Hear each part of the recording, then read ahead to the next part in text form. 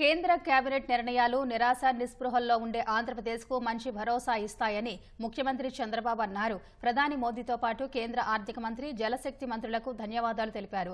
కేంద్రం ఆమోదించిన పారిశ్రామిక హబ్ల వల్ల రాష్ట్రంలో ఉద్యోగ, ఉపాధి అవకాశాలు మెరుగుపడతాయని చెప్పారు. పోలవరాన్ని 2027 మార్చిలోగా పూర్తి చేసేందుకు కొత్త షెడ్యూల్ ఇచ్చిందని తెలిపారు. పోలవరం ఫేజ్ 1 30,436.95 కోట్లు కాస్ట్ అది ప్రాజెక్ట్. ఇది నేషనల్ ప్రాజెక్ట్ గా అనౌన్స్ చేసే నాటికి 4,730 కోట్ల 71 లక్షల్ని ఇన్వెస్ట్ చేశాం. దాన్ని రాష్ట్ర ప్రభుత్వ వాటా కింద అప్పట్లోనే పరిగణించి మిగిలిన డబ్బులంతా కేంద్రం పెట్టేట్టుగా ఒక అవగాహనకు వచ్చాం. బ్యాలెన్స్ అమౌంట్ చూసినప్పుడు 25,706 కోట్లు వస్తుంది. ల్యాండ్ అక్విజిషన్ కి ఆర్ ఇవన్నిటికీ 1597 కోట్లు ఖర్చు పెట్టాం. ఇవన్నీ పోతే ఈరోజు నెట్ 12,157 కోట్లు ఇవ్వడానికి కేబినెట్ ఇన్ ప్రిన్సిపల్ యాక్సెప్ట్ చేసింది. ఇదేదో 20 ఏళ్లు 30 ఏళ్లు కాకుండా 2 ఇయర్స్కే 24-25కి 6,000 కోట్లు, 25-26కి 6,157 కోట్లు ఇవ్వడానికి కేంద్రం అంగీకరించారు.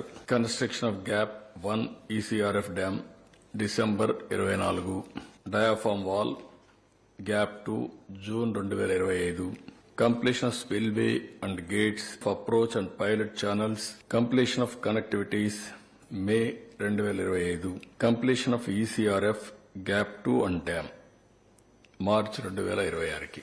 మొత్తం కూడా ప్రాజెక్ట్ ని 2026-27 మార్చి లోపల కంప్లీట్ చేసేట్టుగా ఒక షెడ్యూల్ అనౌన్స్ చేశారు. 41.15 ఫేజ్ 1, ఫేజ్ 2 45.72. ప్రాజెక్ట్ నిర్మాణంలో ఇది ఉండదు, కానీ వాటర్ ఇంపౌండ్ చేయడంలో 41.15కి కంప్లీట్ చేయాల్సి వస్తుంది. మొత్తం డిపిఆర్ 2కి ఆ రోజు ఇచ్చిన అనుమతి 55,548 కోట్లు. కాబట్టి ఇది 30,000 కోట్లు అంటే ఇంకా 25,000 కోట్లు కన్స్ట్రక్షన్ గానీ ఆర్ ల్యాండ్ అక్విజిషన్ ఇవన్నిటికి ఇవ్వాల్సి వస్తుంది. అవన్నీ కూడా వర్కౌట్ చేస్తాం. విత్ గ్రేట్ డిఫికల్టీ ట్రాక్ మీద మళ్ళా పెట్టాం.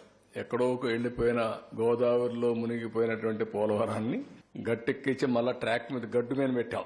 So this is a historic day, good beginning.